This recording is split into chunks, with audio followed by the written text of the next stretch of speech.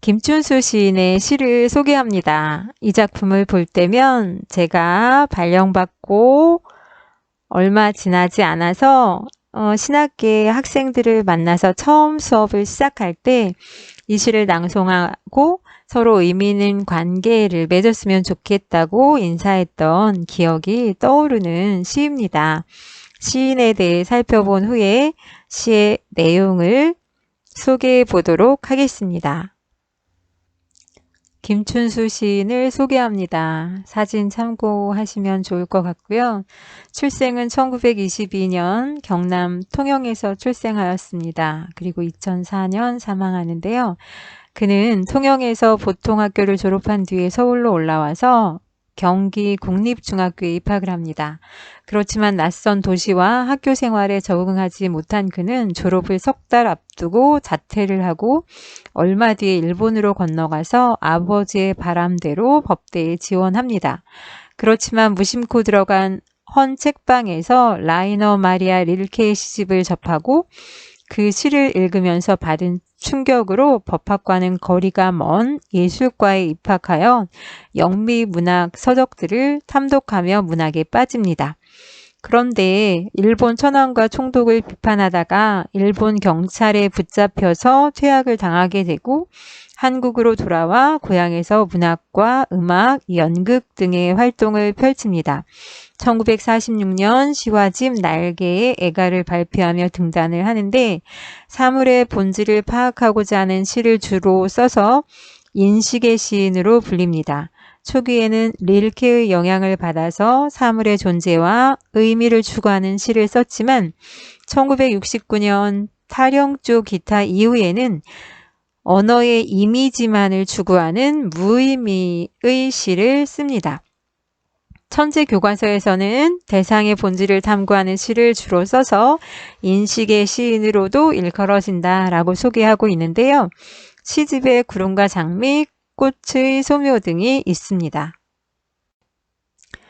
김춘수 시인이 우연히 헌책방에 들어가서 라이너 마리아 릴케의 시를 읽고 충격을 받았다고 하였는데 릴케의 영향을 받은 시인들이 몇 사람 있습니다. 그래서 릴케의 시 그리고 그의 생애에 대해서 참고로 살펴보려고 합니다. 릴케는 우리나라 윤동주 시인, 백석 시인, 김현승 시인 등의 영향을 줍니다. 1875년에 출생하여 1926년에 사망한 독일의 시인이고요. 로댕의 비서였던 것이 그의 예술에 큰 영향을 주었다고 하는데 릴케의 가을날의 일부를 소개합니다. 주여, 때가 왔습니다. 지난 여름은 참으로 위대했습니다. 당신의 그림자를 해시계 위에 얹으시고 들녘의 바람을 풀어놓아 주소서. 마지막 과일들이 무르익도록 명해 주소서. 이틀만 더 남극의 날을 베푸시어 과일들의 완성을 재촉하시고 짙은 포도주에는 마지막 단맛이 스미게 하소서. 릴케의 가을날의 일부입니다. 이 시의 영향을 받아서 김현승 시인이 가을의 기도를 썼다는 이야기도 있고 릴케의 삶과 관련된 일화도 있는데요. 그것은 다음에 소개하기로 하고 윤동주 시인의 별 해는 밤의 일부도 소개합니다. 어머님, 나는 별 하나의 아름다운 말 한마디씩 불러봅니다. 프랑시스 잠, 라이너 마리아 릴케 이런 시인들의 이름을 불러봅니다. 이렇게 윤동주 시인의 시 속에서도 등장을 하고요. 백석의 시에서도 릴케의 이름이 드러나기도 합니다. 김춘수 시인의 꽃은 1952년 작품으로 추정하고 있습니다. 정확한 연대가 밝혀져 있지 않고요. 진정한 의미의 관계를 맺고 싶어하는 소망을 노래한 작품입니다. 먼저 시 전문을 소개해 드리겠습니다. 내가 그의 이름을 불러주기 전에는 그는 다만 하나의 몸짓에 지나지 않았다. 내가 그의 이름을 불러주었을 때 그는 나에게로 와서 꽃이 되었다. 내가 그의 이름을 불러준 것처럼 나의 이 빛깔과 향기에 알맞는 누가 나의 이름을 불러다오. 그에게로 가서 나도 그의 꽃이 되고 싶다. 우리들은 모두 무엇이 되고 싶다. 너는 나에게, 나는 너에게 잊혀지지 않는 하나의 눈짓이 되고 싶다. 꽃의 일연을 살펴보도록 하겠습니다. 시를 이렇게 조각조각 내놓는 것은 바람직하지 않습니다. 그렇지만 교과서에 실려있는 작품 이어서 구체적으로 살펴보도록 하겠습니다. 내가 그의 이름을 불러주기 전에는 그는 다만 하나의 몸짓에 지나지 않았다. 시의 내용 일연입니다. 맨 처음에 내가 라는 표현이 드러나는데요. 나라는 표현을 통해서 시적 화자가 겉으로 드러나고 있다는 것을 알 수 있습니다. 인식의 주체라고 볼 수 있습니다. 시적 화자가 겉으로 드러났는지 드러나지 않았는지는 시 속에 나가 드러나는지 드러나지 않는지를 가지고 살펴볼 수 있습니다. 그의 이름을 불러주었을 때 라고 하였는데요. 그는 인식의 대상, 객체라고 할 수 있습니다. 이름을 불러주기 전에는 이 작품에서 이름 부르기는 상당히 중요한데요. 이름을 불러주는 것, 인식하는 행위, 관계를 맺다 라고 생각해도 됩니다. 길들이기 개념으로 생각하셔도 좋고, 이름을 불러주기 전에는 전이란 의미는 내가 그를 인식하기 전이라고 생각하면 됩니다. 불러주기 전에는 하나의 몸짓에 지나지 않았다. 어떤 시어는 시어 자체로 긍정 또는 부정의 의미를 지니기도 하지만 그 시어의 앞과 뒤에 어떤 말이 놓이느냐에 따라서도 긍정어가 될 수도 있고 부정어가 될 수도 있습니다. 그런데 하나의 몸짓 앞뒤에는 다만 지나지 않았다라는 것으로 보아 하차는 별 볼 일 없는 것에 불과한 것이 드러납니다. 그래서 하나의 몸짓은 의미 없는 존재, 무의미한 존재, 내가 그와 좀 친해지기 전에, 인식하기 전에, 관계 맺기 전에는 특별한 존재가 아니었어. 많은 사람 중에 하나였을 뿐이야 라고 생각하면 되겠죠. 그래서 일연의 내용은 내가 그의 이름을 부르기 전에 그와 나의 관계, 그와 나의 관계는 의미 없는 관계, 무의미한 관계라고 생각하면 되겠습니다. 이연을 살펴보도록 하겠습니다. 내가 그의 이름을 불러주었을 때 그는 나에게로 와서 꽃이 되었다. 일연에는 이름 불러주기 전, 이연은 이름 불러준 후가 나와 있는데요. 비슷하게 반복되는 시어들이 있습니다. 다시 확인한다고 생각하고 자료를 살펴보시면 되겠습니다. 나라는 표현, 내라는 표현을 통해서 시적 화자가 겉으로 드러남을 알 수 있다. 내가 인식의 주체라면 그는 인식의 객체, 대상이 됨을 알 수 있다. 이름이란 대상을 인식하는 행위라고 볼 수 있는데 이름을 불러주었다는 것은 존재를 인식함, 관계 맺음이라고 생각하면 됩니다. 그는 나에게로 와서 꽃이 되었다. 꽃은 우리가 바라보는 주변에 민들레꽃, 장미꽃 여러 꽃들이 있는데 그런 구체적인 대상을 드러내는 것이 아니라 이 작품에서는 나에게로 와서 꽃이 되었다 라는 표현을 통해서 나에게 특별한 존재, 의미 있는 존재가 되었다라는 것을 알 수 있습니다. 그래서 이 구체적인 사물 꽃을 통해서 의미 있는 존재의 추상적인 개념을 드러낸다고 볼 수 있습니다. 그래서 꽃은 의미 있는 존재를 상징하는데 시인의 관념, 의미 있는 존재를 드러내는 그 대변하는 존재, 대변하는 추상적인 존재이기도 하고 이름 부르기를 통해서 의미를 부여받은 존재를 상징한다고 볼 수 있습니다. 추상적인 관념을 구체적인 대상을 통해서 표현하고 있다라는 표현 쓸 수 있습니다. 이어는 나가 그의 이름을 불러주었을 때 그와 나의 관계, 어떤 관계? 의미 있는 관계가 되었음이 드러나고 있습니다. 사면을 살펴보기 전에 이 작품에서 중요한 요소 중에 하나가 이름 부르기라고 볼 수 있는데요. 나와 그의 관계가 이름 불러주기 전과 후로 나뉘는데, 이름 불러주기 전에는 하나의 몸짓, 무의미한 존재에 지나지 않았다가 이름 부르는 행위를 통해서 의미 있는 존재의 꽃이 되었다라는 것이 드러나고 있습니다. 그래서 이를 통해서 알 수 있는 이름 부르기의 의미는 무의미한 존재, 하나의 몸짓이 의미 있는 존재, 꽃이 되었는데요. 그래서 꽃과 비슷한 말 미리 적어두었습니다. 뒤에 나오는 무엇, 하나의 눈짓과 같은 의미인데요. 대상의 존재를 인식하는 행위 또는 대상에게 의미를 부여하는 행위, 진정한 관계를 맺는 과정, 길들이기, 이렇게 생각하시면 되겠습니다. 사면의 내용을 살펴보도록 하겠습니다. 내가 그의 이름을 불러준 것처럼 나의 이 빛깔과 향기에 알맞는 누가 나의 이름을 불러다오. 그에게로 가서 나도 그의 꽃이 되고 싶다.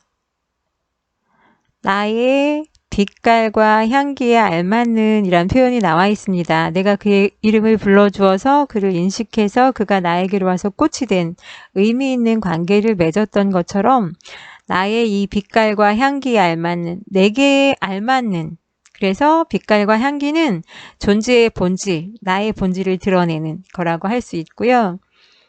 바로 뒤에 알맞는 이란 표현이 있는데 이 표현은 어법에 어긋난 표현이라고 볼 수 있습니다. 적절한 표현은 알맞은 이라고 할 수 있습니다. 왠지 아시나요? 알맞다라는 말은 형용사이기 때문에 관형, 사형, 어미로 는이 올 수가 없습니다. 는은 흔히 현재 시제 선어말 어미로 사용되는 나는 밥을 먹는다 이럴 때 쓰는데, 현재 시제 선어말 어미 같은 경우는 동사에는 올 수 있지만 형용사에는 올 수가 없습니다. 그래서 알맞으니 적절한 표현입니다. 시적 허용된 말이라고 보셔도 됩니다. 시에서는, 시적 허용이란 시에서는 어법의 틀린 말 또는 사투리 등을 사용할 수 있습니다. 왜? 특별한 운율을 형성한다거나 의미를 강조하기 위해서 쓸 수 있는데요. 물론 여기는 그런 성격으로 썼다고만 볼 수는 없으나 어쨌든 이제 어법에 맞지 않기 때문에 시적 허용된 말로도 얘기할 수 있습니다. 알맞는 누가 나의 이름을 불러다오. 나의 이름을 불러다오. 그래서 자신의 본질을 구현하기를 열망하는, 소망하는 마음이 들어 있습니다. 나에게 적절한, 나의 본질에 맞는 내 이름을 불러다오, 인식해다오.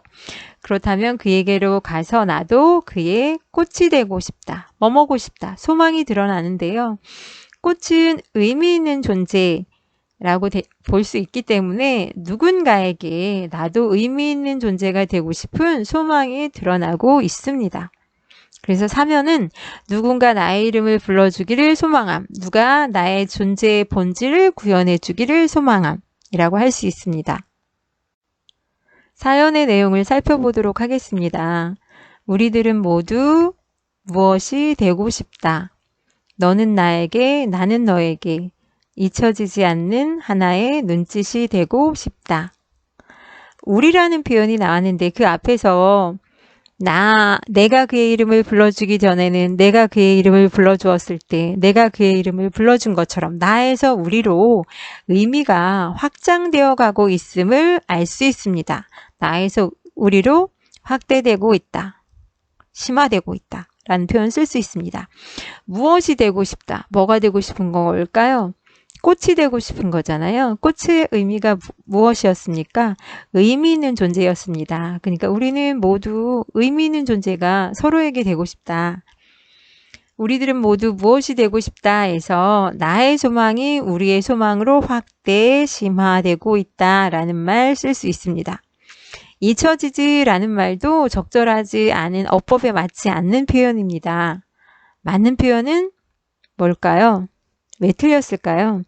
네, 맞아요. 잊혀지지는 이중 피동이 사용된 말입니다. 있다라는 말에서 피동, 전미사 히도 붙어 있고 어지다 형태의 피동형 표현이 중복되어서 표현되어 있기 때문에 적절하지 않은 표현이고요. 바꾼다면 잊히지라고 표현하면 되겠습니다.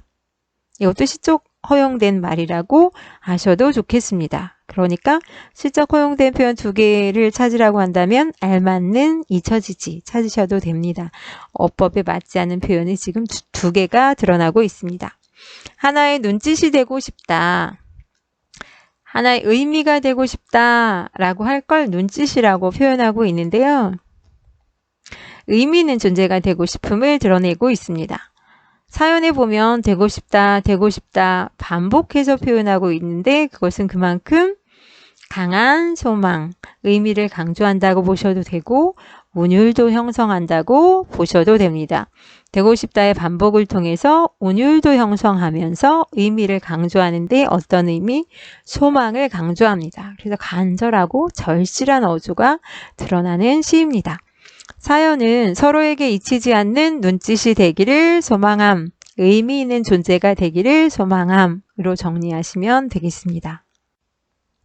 꽃의 내용을 정리해 보도록 하겠습니다. 꽃은 의미 있는 존재를 상징하는데요.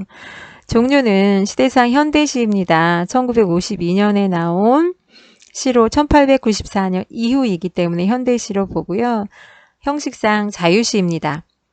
정형시는 형식적 제약이 심한 시조와 같은 경우는 정형시라고 하고 이 시처럼 행과 연 구분이 되어 있는 경우는 자유시, 행과 연의 구분 없이 줄글 형태로 되면 산문시라는 표현을 씁니다. 내용상 서정시로 볼 수 있는데요. 서정시는 감정 위주의 시라고 생각하시면 됩니다. 내용상 분류를 서정시, 서사시, 극시로 하는데 서사시는 시간의 흐름에 따라 이야기가 있는 경우, 그래서 여러분들은 최초의 근대 장편 서사시인 김동완의 국경의 밤 정도 살펴보실 텐데 국경의 밤 같은 경우는 분량도 많지만 그 속에 한 여인의 삶의 모습이 드러난 이야기가 있습니다. 기회가 되시면 한번 읽어보시고요. 극시는 희곡처럼 그 대사를 주고받는 형태의 시인데 여러분들이 볼 기회는 거의 없습니다. 제재는 중심 소재는 꽃입니다. 성격은 약간 관념적이고 주지적이고 그리고 상징적인 시어를 사용해서 시를 표현하고 있다고 생각하면 됩니다. 존재의 본질에 대한 이야기이기 때문에 관념적이란 말 썼다고 생각하시면 되고요. 주지적은 약간 지적인 측면이 강조된 시라고 생각하시면 됩니다. 상징적인 것은 여기 상징적인 시어들 꽃이나 이런 표현들이 드러나기 때문에 상징적이라는 표현을 씁니다. 주제는 서로의 존재를 인식하고 서로에게 의미 있는 관계가 되기를 소망함 또는 존재의 본질을 구현하였으면 하는 소망이 드러난 존재의 본질 구현에 대한 소망이 드러난다라고 하셔도 됩니다. 특징은 간절한 어조, 절실한 어조로 소망을 드러내고 있습니다. 뭐 먹고 싶다. 불러다오 이런 표현들 의미 있는 존재를 꽃으로 상징하여 표현하고 있습니다. 또 사물을 통해서 꽃을 통해서 추상적인 관념, 의미 있는 존재라는 관념을 구체적으로 표현하고 있습니다. 그 외에 운율적인 요소를 살펴본다면 동일한 시어를 반복해서 내가 그 이름을 불러주었을 때 그 반복되는 표현이 있고 되고 싶다 19의 반복도 있고요. 각 연의 끝이 뭐뭐다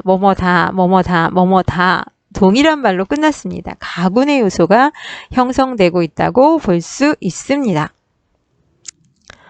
내용을 이해하고 계시는지 확인 문제 3문제 소개합니다. 의미 있는 존재를 상징하는 시어 3가지 떠올려 보세요. 맞습니다. 꽃과 무엇과 하나의 눈짓. 그렇다면 무의미한 존재를 상징하는 시어는 뭘까요? 맞습니다. 하나의 몸짓. 이 시에 나타난 어조를 묻는다면 맞습니다. 간절한 어조. 이 시의 마지막 사연을 소개합니다. 우리들은 모두 무엇이 되고 싶다. 너는 나에게, 나는 너에게 잊혀지지 않는 하나의 눈짓이 되고 싶다. 김춘수의 꽃을 살펴보았습니다.